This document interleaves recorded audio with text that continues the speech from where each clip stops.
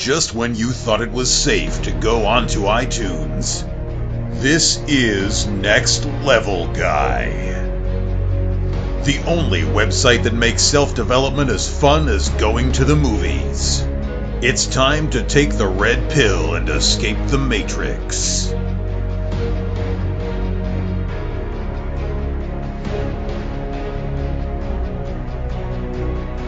Hello and welcome to another episode of the Next Level Guy Show. Today's guest is Mike Macapinlack. Mike is a men's dating coach who teaches men how to become socially confident, have better relationships, and get the life that they've always wanted. I've been a fan of Mike's for a number of years, and he's honestly one of the nicest guys you can meet. He gives great advice, makes awesome products, and his new podcast is a must listen to as it can change your life. Next Level Guy Show is sponsored by many wonderful affiliates. To see the current deals and to get 10% off from a number of affiliates, simply go to www.nextlevelguy.com/affiliates. There you'll find all the latest deals and special offers. Everything that you spend there is on an affiliate link, and a small percentage of each sale will be paid back to Next Level Guy to help the running of the podcasts. Thank you as always for listening.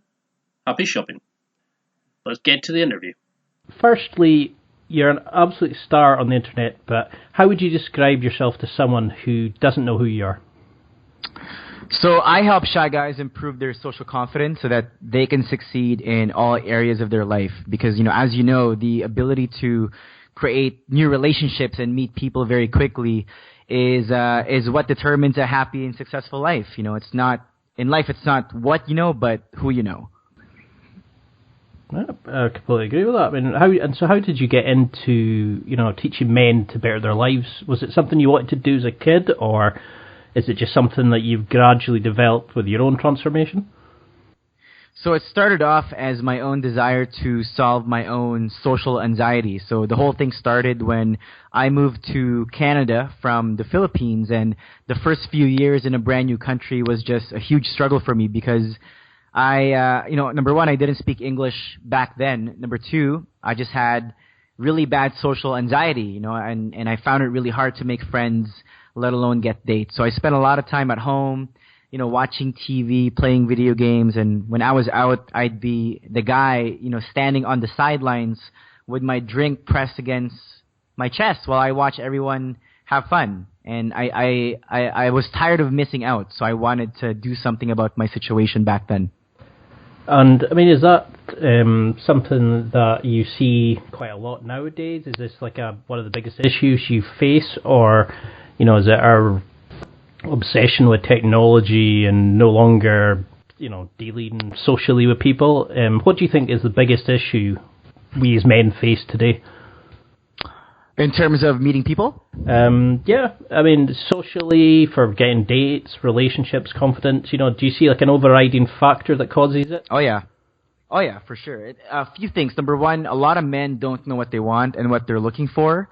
And from my experience after working with hundreds of different guys, like really helping them improve their social confidence, whether it's making friends, getting dates, a big thing is to have a clearly defined goal. Like you have to know what kind of person you'd want to connect with, because everything else that you do from then on is determined by that decision, right? So, for example, for me, I got really clear that I want to connect with high quality, positive, driven individuals. Ideally, I'd love to meet other entrepreneurs. And back then, before I took the time to define that, I wasted a lot of time going to bars and nightclubs, meeting random people. And obviously, because we didn't have a lot of things in common, it was hard to build relationships with them. So one of the key things that I teach my guys is to really define the things that are important to you, like pursue those things first and then meet people along the way. Because as you know, mutual interest is the foundation of every great relationship. And it's so much easier to connect with someone if both of you like the same things. I mean, this was one of the main reasons I was attracted to your stuff, was because it was about dealing with the person. You weren't, one of these guys who said, do this routine, say this line, and the girl will come to you. You were actually about, fixing the person, making the person confident and happy with themselves. So, say somebody's just now sitting, they're feeling like an imposter, they're not enjoying their life, they're doing the same thing that all their friends are doing. They want to just be themselves. How do you start that? What's your sort of standard protocol? Is there an area of their life that you look at asking them to fix? Totally. Well, first of all, thanks for the kind words. I mean, it means a lot that, you've been following my stuff for a number of years now. And, I'm really glad we can get on this call, and talk about this. So to answer your question, the first thing that I teach my guys is that the relationship you have with yourself dictates every single relationship that you have. So if you have a poor self-image, if you have negative beliefs, then it wouldn't matter, like all the lines and tactics and strategies. It doesn't matter if you have the perfect approach or if you're a good storyteller or if you have, good style. If at the end of the day, you don't think that you're someone worth getting to know, then all your subconscious communication will convey that, and people will be turned off eventually, right? So the first thing that I get guys to really look into is to identify all the limiting beliefs that are holding them back from becoming the person that they truly want to become. So, it starts with, a few common ones that I hear from a lot of guys are things like, I'm not good enough, or girls like that wouldn't go for a guy like me, or they're so concerned about what other people would think of them, or, like they've been rejected so many times in the past that they think that, people are mean and they don't want to talk to them. So really getting down to the seeds, like the root causes of these limiting beliefs and challenging them individually, because the thing is, like your outcome is determined by your beliefs, right? So if you don't change your beliefs first, then you're going to keep getting the same result. So that's where we start. The second thing we do is, we get a clear picture about the type of guy that they're working towards, because, kind of like what I said, if you don't know the kind of relationships you want to achieve, and if you don't know what the kind of person you're working towards, then everything else you do will be it wouldn't move you forward, because you don't know what you're moving towards, right?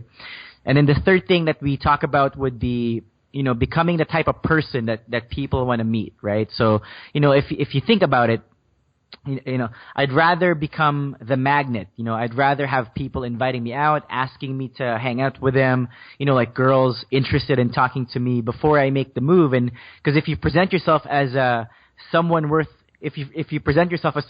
getting to know, then all your interactions become so much easier. And then the last thing that we talk about is to just go to the right places, right? Because your environment determines how people behave. Like girls who go to bars and nightclubs are going to be different girls who attend personal development events. So again, I'm just using my own example, but it comes down to figuring out the type of person you want to meet, where they show up, and how can you put yourself in those types of environments more regularly. And is this, these kind of insecurities, do you believe that you already know what these insecurities are? How can somebody find out what these, their own feelings are and to deal with them? Is there a method that you used? Should you just write down your biggest fears, or is there something else people can do?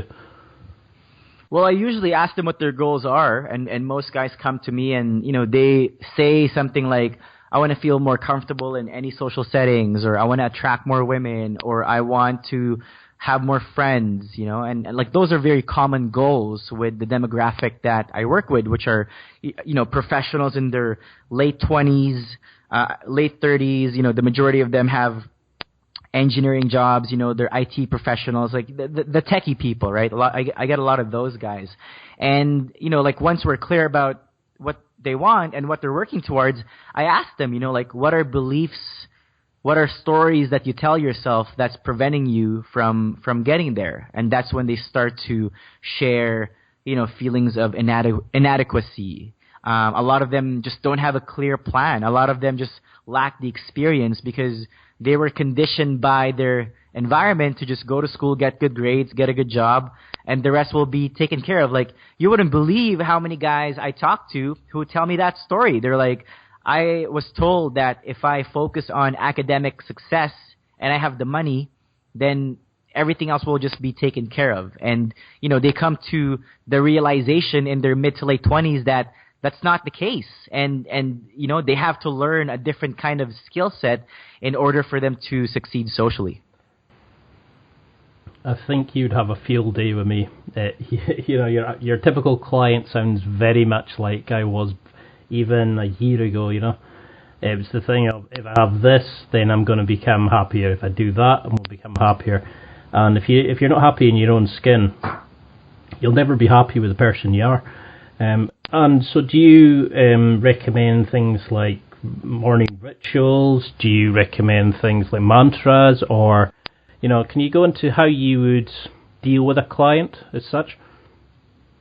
Yeah, totally. So again, the biggest thing that I focus on is guys really improving their self-image. And, I give, when I coach guys, I give them access to my online program, which kind of supplements my coaching.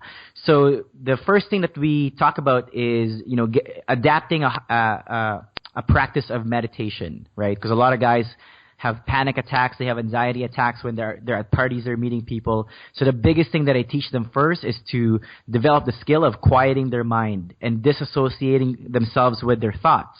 Because a lot of them, they have thoughts in their heads and automatically they're so reactive, right? And what I teach them is you need to understand that these thoughts in your head, they're not you, right? So you need to be able to create that space and train yourself to just observe your thoughts and pick which ones are empowering you and get rid of the ones that are not helping you out. So morning practice of meditation, a morning practice of gratitude. I don't know about you, Ian, but it's hard to meet people when you're negative, right? When you're complaining and you're in a bad headspace. So I get my guys to come up with things that they're thankful for every single day.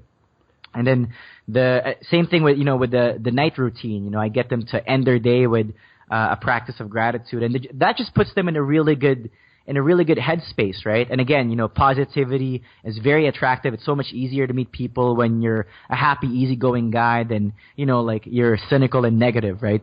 So that's it. I like to keep things really simple: visualization, meditation, and gratitude first thing in the morning and before they go to bed at night. Yeah, it sounds great. I mean, those were a couple of things that really helped me. I used the Headspace app. I don't know if you've used that. Nice. I do, yeah, for sure. And I used a gratitude, just one of these free apps, and it really helped, because it stopped me being internalizing all the feelings. I mean, I suffered with depression when I was younger, and just that kind of looking out and giving thanks out rather than, just me. It really helped me change, and it became me more, empathy maybe, or something like that. I mean, do you deal with people who suffer with mental illness and depression and things like that?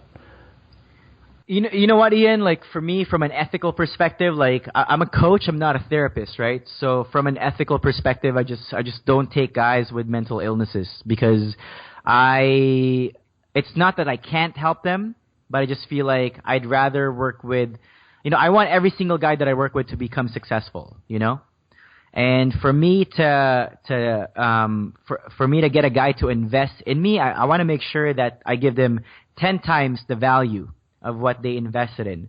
So for me, I just don't work with people with those conditions, not because I can't, but because I want to be ethical. No, I mean, you've done some amazing transformations.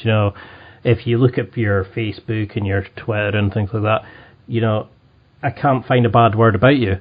Usually there's somebody bad-mouthing somebody, but I've never heard anything but success stories. Is there particular clients that you've worked with that have made remarkable transformations that you're proud of? Absolutely. I'm actually going to a client's wedding this summer who I worked with a couple of years ago. My client in Vancouver in the West Coast. He's engaged. I have many clients. I say 70 to 80% of my clients are actively dating, and I've got a percentage as well who have quit their jobs and started their businesses, because the skills you learn to attract women are going to be the same skills you learn to attract business partners, and the same skills you're going to learn to travel the world and make new friends and just experience a life of more fulfillment. Well, I first found you on Facebook. I think it was just after you put a post up about your own personal transformation. you'd lost a lot of weight. You really brought out, the inner dude, shall we call it. Can you go into a little bit about your own transformation? What caused it, the sort of benefits you gained from doing such a thing? Yeah, so my transformation started off when I was about 16 or 17. I was a teenager. Obviously, dating was a big focus for me back then. And I just started getting rejected by a lot of women, because back then I was overweight and I had really bad acne. And I started to pay attention to the kinds of guys that the girls that I like were going for. And then I started creating the story that if I just look more like those guys, then I would start getting women. So that's when my fitness journey started. I started going to the gym and eating healthier. And in a year and a half or so, I had lost, 60, 70 pounds of fat. And yeah, even though I felt better about myself, women were starting to check me out, I was still socially anxious and I was still socially awkward. And that's when I kind of started diving more into, figuring out this part of my life. And I think back then when I got started, the whole pickup industry was the thing, so I read the game, got really involved in the pickup community. And it's funny because when I got into that, I just had a gut feeling in my within myself that this isn't the way to go. I just, like the whole pickup lines and routines, it just didn't resonate with me. But I thought it was better than what I was doing back then, so I tried it out. I did get success. I met some girls. Took some of them home and stuff. The only problem though was I couldn't get them to stick around. So I'd be getting all these, one-night stands, but really at the end of the day, I want a girlfriend. I want a girl who I can have a great relationship with. I want a good group of guy friends and female friends. And I felt like learning pickup really didn't get me there. It taught me. I think the biggest thing was it taught me a lot of bad mindset, like taking value and always looking for sex and being so. The whole idea of cold approach. I wasted so much time walking around the mall, on the streets, going to the club, trying to meet people, and my life back then, I wasn't moving forward. I was always out meeting people instead of really focusing on myself. And now that when I had taken some time away and started to really figure out who I want to become, who I wanted to meet, and what kind of guy I need to become to attract those people is when my strategy changed. I, again, kind of like what I mentioned earlier, I focus on becoming the magnet, right? Becoming someone that people would want to get to know. So I started, on a more spiritual path of really showing myself compassion and self-love and treating myself like I'm someone important, nurturing my relationships with my male friends and pursuing a life that excites me. And since I've done those things, I noticed a huge improvement, in my romantic life as well. Now women, when I talk to them, they're a lot more inclined to talk back, to talk to me. And I've had more sex the last 4 years than in my early 20s, to be honest. We've got a very sort of similar history with pickup. First of all, congratulations on the better sex life. Something I found with pickup was, it was like you're portraying a character. It wasn't the real you. And since I've become myself and just amplified, it really made the difference. So is this your principle of social confidence? I know that you do a big thing about being socially confident. Can you go into how that helps and what it is, and how can somebody start working towards being socially confident?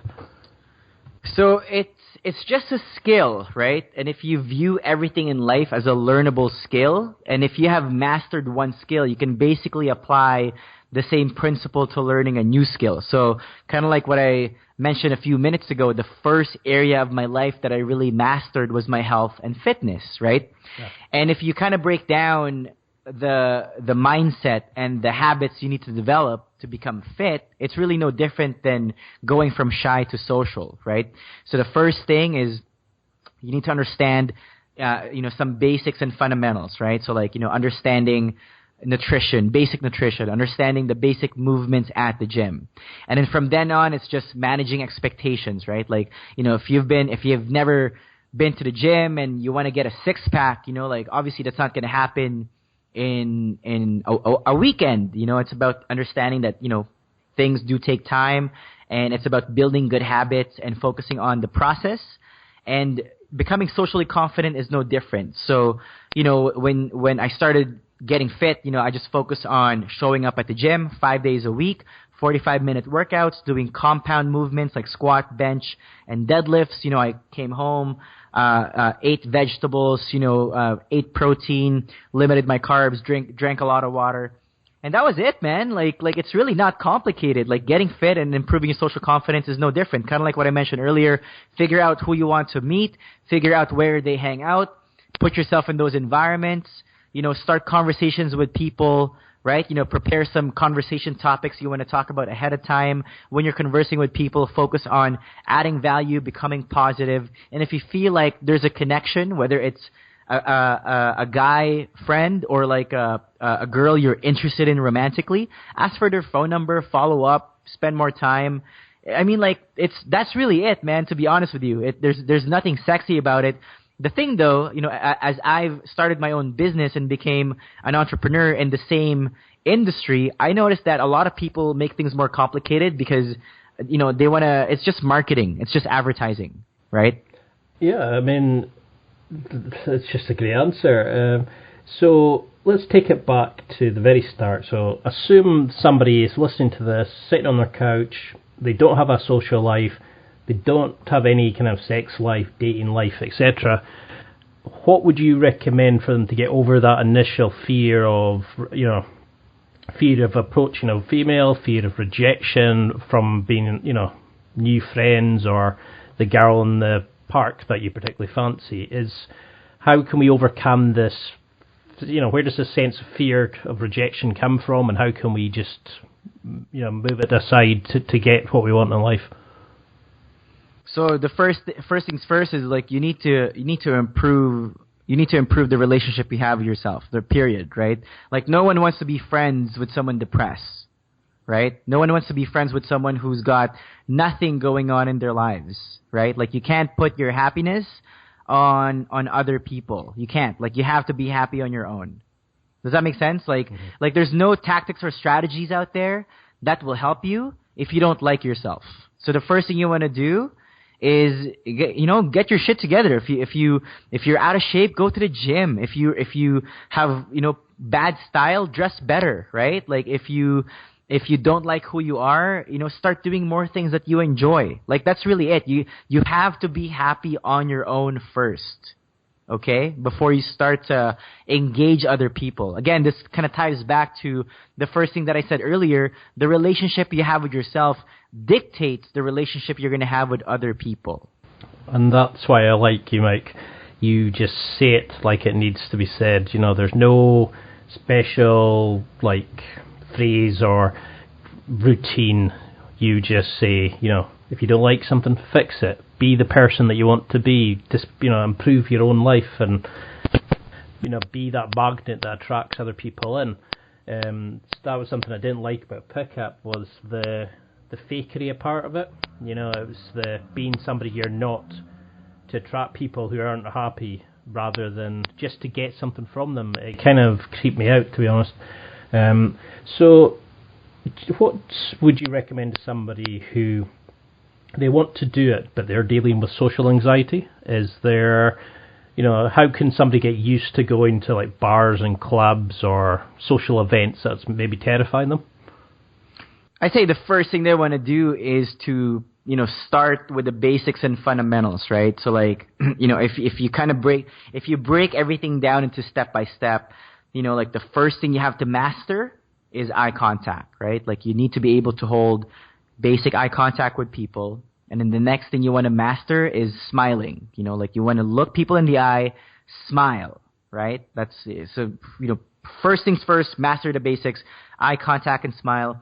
Once you're good at, and you can do this while you're buying coffee, you're buying groceries, you're going to work, whatever. Just again, it's about baby steps, because there's nothing more that build success than seeing results, right? And you can again, it's about renegotiating your expectations, like cut the crap, stop watching all the infield stuff on YouTube, and again, view everything like a skill, right?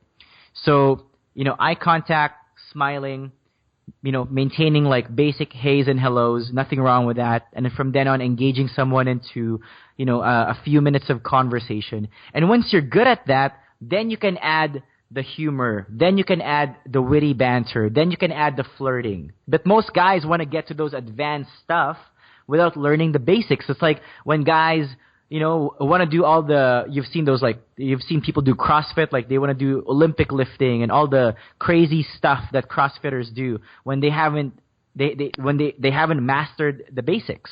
Does that make sense? Like, I know it's not sexy, but that's what works, and again, like there's only so many ways you can reinvent health and fitness, and same thing with meeting people. There's only so many ways you can reinvent it, but you can never go wrong by focusing on the principles.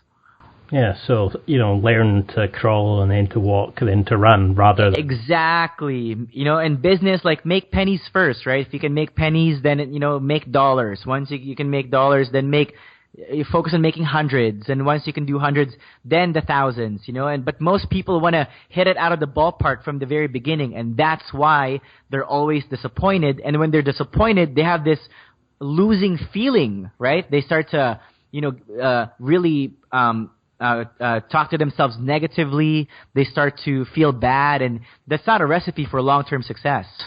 I mean, something that Pickup introduced me to was the concept of the alpha male, and I kind of, I just seen him as a bit of a dick and a bit of a jerk. What do you make of this concept of the alpha male? Is this something guys should aspire to? Do you think it's a positive thing? Is it a negative thing? Something, that guys should forget about and just focus on them being the best version of themselves? I think everyone's got their own version of what an alpha male is, and I think like to have like this, this ultimate standard of what a guy should be like, I think is, it's all relative, because we all have different goals. Like my definition of success is different from my client's definition of success, from the other coach's definition of success. So I really think it comes down to being more intentional, right? Figure out what success looks like for you, in all aspects of your life, whether it's dating, fitness, business, and your spiritual life. Figure out what success looks like for you, and aspire to just get there, right? So for me, it's funny because I was chatting up with someone the other day, and they asked me, like, do I think I'm successful? And then if I think about what my perfect day looks like, and I look up and I reflect on what my life has been the last 4 years, I mean, damn, man, it's pretty damn close to my perfect day. So yeah, in my standards, I am successful. But again, my definition of success is different than other guys' definition of success. So it's about being intentional, figuring out what you want, minding your own business. I think that's key. And don't compare yourself to what other people are doing. Like, it's your journey, not theirs. And that's absolutely brilliant advice. It's the comparing yourself to other people will never work. It's like the guy that goes on Facebook and hates his life because he sees friends having better lives. But you're forgetting that you're comparing your whole life to somebody else's highlights they put on Facebook. It's totally, it's not the real life. So can you talk a little bit about, how did you develop your confidence, your charisma? Was it just going to the gym, building up that, or did you try any sort of, like workshops, or, was there anything else that assisted you along the way? Like, was there good books that you could recommend? Yeah, so, definitely yes to everything you said. So mentors, books, friends. So I got exposed to this quote. I forgot who said it exactly, but, you become the average of the people you surround yourself with, right? I don't know who said that quote. But I heard that quote at a really young age, and I knew that if I wanted to become more socially confident, I needed to be around more socially confident people. So I was really mindful of, picking my friends, like quality friends at an early age. That's something that I did. I also hired a mentor back in 2008, and then since then I've just gone out of my way to connect with other influencers in this space. Like I'm sure I'm not going to name drop, but I've met a lot of really amazing people. I've got my own podcast too, and I've interviewed a lot of really socially successful people. And obviously after the interview, we got a chance to build a bit of relationships. I got to ask them questions, and we just became good friends throughout the years. And yeah, I really just went out of my way to connect with people who had what I wanted, and I did my best to have good relationships with them. And for books, I would say one of the best books to get started with guys would be Psycho-Cybernetics by Maxwell Maltz. So this book talks about the psychology of positive self-image. So kind of like what I said earlier on, like if you don't think you're someone worth getting to know, then everything else that you do will support that. But as soon as you change the way you see yourself, then your outcomes change as well. So that's definitely a book that I would recommend to everyone tuned in right now to check out right away. No, that sounds good, and it's a book I've been recommended a few times. Now Oh, really? Nice. You've mentioned your podcast, and I was just about to come on to that. You've built up this great podcast. You've done some brilliant interviews. Do you want to just talk a little about it? What the name of the podcast, how can people check it out, and can you just give a sort of general overview of what it's about? Yeah, so if you just go to my website, socialconfidencemastery.com, you can see my podcast there and everything else that I have. But basically, the whole idea of the podcast is, again, kind of like with my mission statement, it's really helping guys develop the social skills that they need to be able to make friends, get dates, and succeed professionally. Because, whether you're in business or you want to, advance in your professional life, or you want to get a girlfriend, or you move to a new city, you want to get a date, like anything that has to do with those topics, meeting people, relationships, networking, connecting with influencers. I interview other experts to share their thoughts and insights on those topics. And we just have a lot of fun. We have meaningful conversations, and we share our actionable tips to really help guys take control of this part of their life. And I mean, something I really noticed from your videos is that you're a very likable guy. You're very, like a sort of very warm person, somebody that you want to get to know more. What do you think about things like charisma? Is that something that we're born with, or do you think we can develop it? Because you mentioned before about being a bit more of a sort of a magnet person. How can somebody develop, if they feel shy and nervous, how can somebody be that person that lights up a room and brings everybody's attention to them to build that kind of friendships? So I'm not going to take credit for this advice because, I didn't invent this framework. I got this from a book called The Charisma Myth by Olivia Fox-Cabane. And if people want to know more about charisma, I highly recommend that book. But, to borrow expertise from Olivia, from her book, so charisma is broken down into three parts, right? It's presence, power, and warmth. And it's definitely a learnable skill, with a few simple tweaks in your mindset, your body language, your presentation, and the way you communicate yourself. Anyone can exude personal magnetism. So again, if you want to find out more, go read her book. But to give the listeners right now some actionable advice, the first thing that you want to focus on is giving the person you're with, whoever you're with, right, your full undivided attention. Put away your phone, look them in the eye, actively listen, and really pay attention to what's going on around you, right? While conversing with that person, and just make them feel like they're the most important person in the world. So presence is the most important part of charisma. The second thing, power. How do you come across as someone powerful? Remember, people will tend to accept whatever you project. So, for example, if you see a guy in a well-tailored suit and he's got a great haircut and he's put together, automatically you'd assume that this guy's successful. He's someone worth getting to know. The same guy, if you see him wearing baggy sweatpants, he's got stains in his clothes, you would automatically assume that, this guy's lazy, he's a slob, his life isn't going anywhere, right? So for people to say that you shouldn't judge a book by its cover. I mean, I don't know which planet you're living on, man, but we all make assumptions very quickly, right? So it's really figuring out how you want people to what you want people to think of you, and portraying yourself in such a manner, right? Because you do have influence on what people would think of you. And then the last part is warmth. So again, it's just about being genuinely concerned and caring about other people's well-being, right? Like you can't just fake, you can't fake caring about other people. Like you need to have a genuine desire to get to know people and be concerned about their well-being. So all three things combined together is what a charismatic person would do.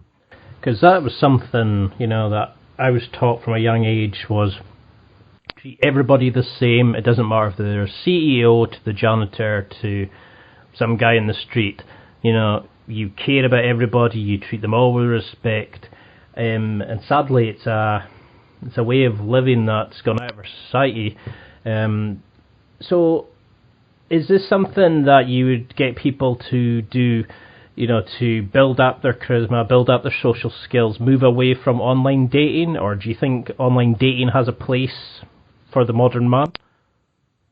I say, I'm not an absolutist, there's no, one way that's right or wrong for everybody, because like what I said, everyone's different, right? Everyone has different lifestyles, everyone has different upbringings, everyone's dealt with different cards. So for me to rule out one is for me to say that one is better than the other, that's ridiculous, because everyone's so different. Like I have a client who works out of town. He's only he works in a small town. He does construction, and he's only in a big city during the weekend. So of course we're going to focus on online dating, right?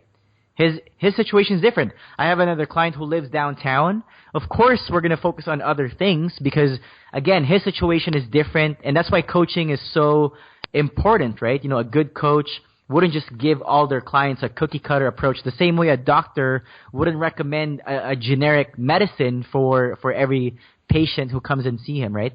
Yeah, I mean, it's always surprised me of how many people have that absolute mentality. It's always you must follow this. You'll never succeed without doing this. And it just doesn't work. There's no, like you say, there's no exact method that's going to work for every single person, because there's such a uniqueness to everybody. They can't possibly get a bit of advice that works for everybody. So, see somebody just now is listening. They've just got out of a bad breakup. They're feeling like shite. What do you get them to do? Apart from, how do they sign up for your coaching? How do they sign up? Where should they go to check out your material? Yeah, again, just go to my website, socialconfidencemastery.com. Make sure you download the podcast, read my blog, because I want to make sure that you and I are a good fit, right? I appeal to a specific demographic of people. The majority of my clients are genuinely good guys. They have kind hearts. They just have trouble expressing their personality in different social settings. And, if that sounds like you, then, again, check out my material. And if my message resonates with you, then yeah, go ahead, fill up an application form. And if not, that's okay too. There are tons of amazing coaches out there. And I just recommend that you find someone who you respect, you share the same core values, and, someone you can see yourself working with. See, you're answering my next question already. I was going to ask you about mentors and coaches. So who was your initial coach? Who did you look up to as a role model when you were learning this? Yeah, so the first coach that I actually hired was Cam Adair. He now runs a website called GameQuitters.com, where he helps people overcome their video game addiction. But he was the first guy to mentor me, and then I've had many other coaches after that. But he was the first guy. And what did you want to do as a child?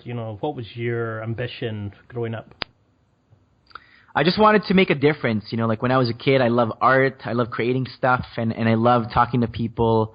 And I just wanted to be in a profession where I get to create stuff and talk to people. That's why I have the business that I have now. So it's perfect for my personality. Yeah, I mean, you've made some amazing stuff, some things, you've written articles and made videos that have helped a lot of people, myself included. And that's why I've followed you for so many years. You know, you just get better and better, and it's like you're listening to me without actually needing to say it. You put the, you put the stuff out that I need, and I mean, I can't thank you enough for everything you've done. So we're moving on to the fun part of the interview. I want to know a bit more about yourself. You know, I know a lot about your approach to dating and coaching and stuff. So we're gonna just have a sort of fast break. Just throw some questions out to you, just whatever comes into your head. So let's start with your favourite song. My favorite song is Just Friends by Musiq Soulchild. Okay, I wasn't expecting you to say that. And is that your favourite kind of band, your favourite kind of genre of music, or what's your go-to? I'd say that. Like, it's a feel-good song. You know, it talks about a guy liking a girl, and he's just very easygoing and very chill. And you know, the song has a great message when it comes to dating and relationships. So I really like the song. So, and what is your first book that you can remember loving as a child? Think and Grow Rich by Napoleon Hill. That was like one of the first books that I ever read that I absolutely fell in love with. Well, I've got a copy here, and I've gone nice. through it a few times. So, your favourite podcast? That's not your own. Well, lately I've been listening to a lot of marketing stuff. So I would say my favorite podcast would be Perpetual Traffic by Digital Marketer. Ah, it's a very good choice. So, what is a guilty pleasure that you can admit to? I love listening to Korean pop music. Ah, K-pop. Yeah. Is there a particular band or one yeah, that you're with? Big Bang. I'm a big fan of them. Fair play. You know, so what was the first song that you can remember loving when you were growing up, or what's your favourite gym song, or you know, is there a song that got you into music as such? For me, I think the earliest one that I was a fan of the Backstreet Boys when I was younger. So As Long As You Love Me by the Backstreet Boys, that's probably like one of the earlier songs that I really liked when I was a kid. You know, you find out quite a few things about people when you speak to them. So say you had all the money in the world, but you still had some kind of job. What would you want to do? Would you do the same thing, or is there something else you'd like to do? I would do the exact same thing. Good choice. And can you name the biggest regret you've had in your life so far? Not asking for help sooner. And what did the regret teach you? You know, how did it motivate you for life? Don't waste time, because you can't make more of it. So, a bit of a morbid question, but what do you wish people would say at your funeral? Here was a man who lived life to the fullest. And what would you attribute your success to? You know, you've done some amazing things. You've got a established name in the online world. What things do you do in a day that you think helps you build up that success? I say just a daily practice of gratitude. Like I just always count my blessings and resilience and consistency. Like regardless of how much money I make every single month, I have the same schedule. I wake up at the same time. I go to bed at the same time. I do the same thing day in and day out, regardless of the results. That's why the results always happen, because I always show up and do the work. And what sorry, I'm just going to make a question, but I've just realised we kind of covered it. So what's an unusual fact about yourself that few people know, but would, blow people away if they knew it? I used to speak Arabic because I lived in Saudi Arabia. Ah, when did you move back over? I lived there when I was from like 10 to 16, and I had to learn how to speak Arabic when I lived there. And how did that shape your views on things like dating and relationships and things like that?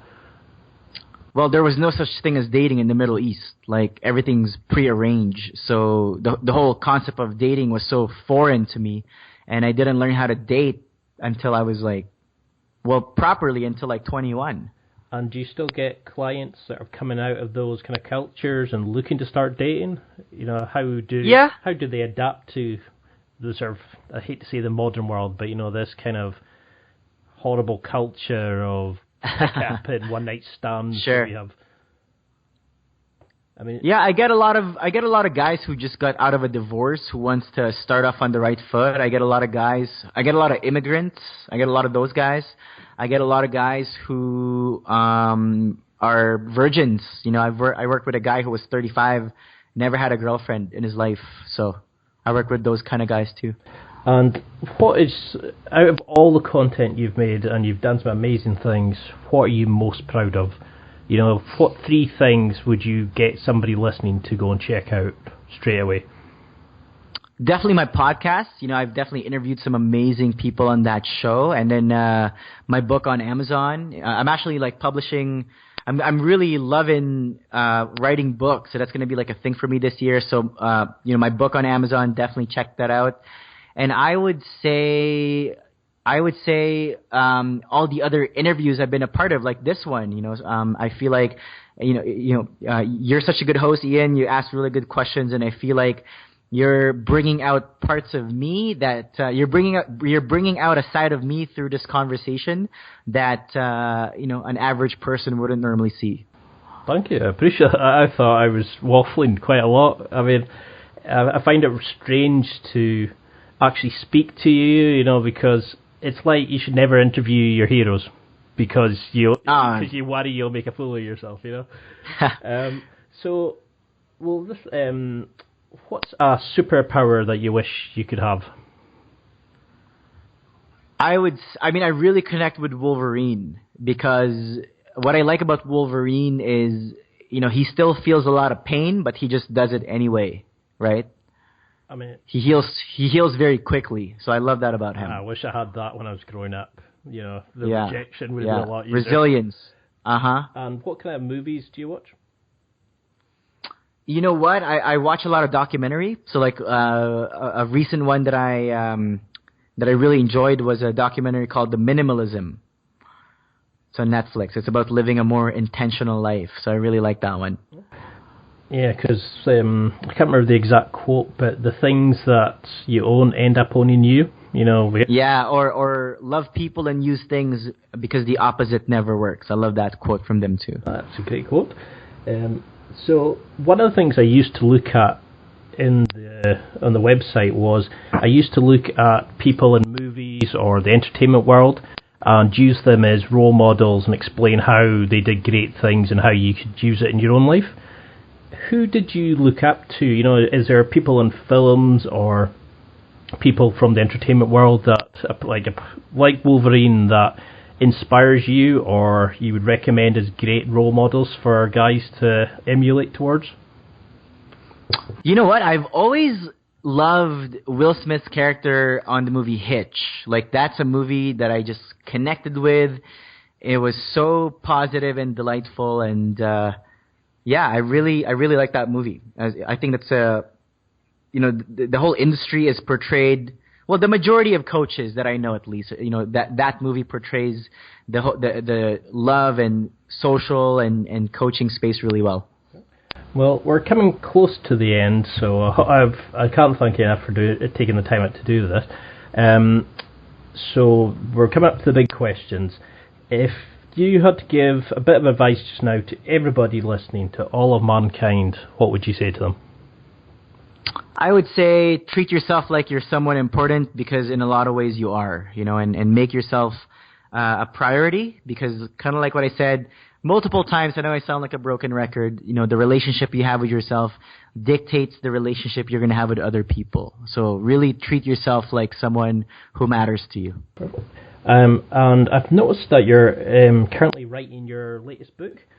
Can you go into that a little bit? You know, when can we expect it? What's it about? How can people get copies of it, like advance copies, etc.? Yeah, so, it's going to come out this month. You know, I just got to figure out the exact date, but it's called The Social Life Upgrade. It's a shy guy's guide to more confidence, more dates, and more friends. So it's a summary of everything that I've taught my clients so far. So yeah, it's been a delight writing the book because, I really had to think back and reflect of, like the last, 5+ years that I've been doing this. And, I put everything that I've learned in the short, actionable, concise books. And I think one of the things that my clients love about my coaching is that I like to simplify everything. If we can instead of doing 10 things, if you can do it in 5, we do it in 5. If you can do 5 things in 3 steps, we do it in 3 steps. So I want to make sure that all my books are fluff free, right? They're actionable, and you can read it in one sitting. So yeah, it's going to be an easy read for people that'll give them actionable advice to take their social life to the next level. Oh, I like it. And how can somebody keep in touch with you? Can you go into your social media? Can you just give some examples of your books, etc.? How can if people want to find out more about you, what should they do right now? Well, my name is hard to spell. It's Mike Macapinlac. So just go to my website, socialconfidencemastery.com, and they can find all the links to my books, my courses, my podcast, my YouTube channel, my LinkedIn, my Twitter, my Facebook page. Like, everything's there.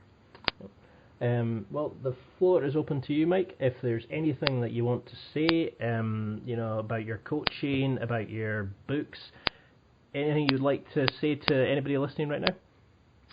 Yeah, all I can say is, if you feel like you relate to my story and you need help and with regards to improving your social confidence when it comes to meeting more friends, getting quality dates and having a better relationship with yourself, and if that's something that sounds good to you, fill up an application form. Let's connect. Again, go to my website, socialconfidencemastery.com, and all the information should be there. And Ian, you've been such a great host. You asked really good questions, and I appreciate your support throughout the years, and it's been a treat being on your show. I really appreciate it.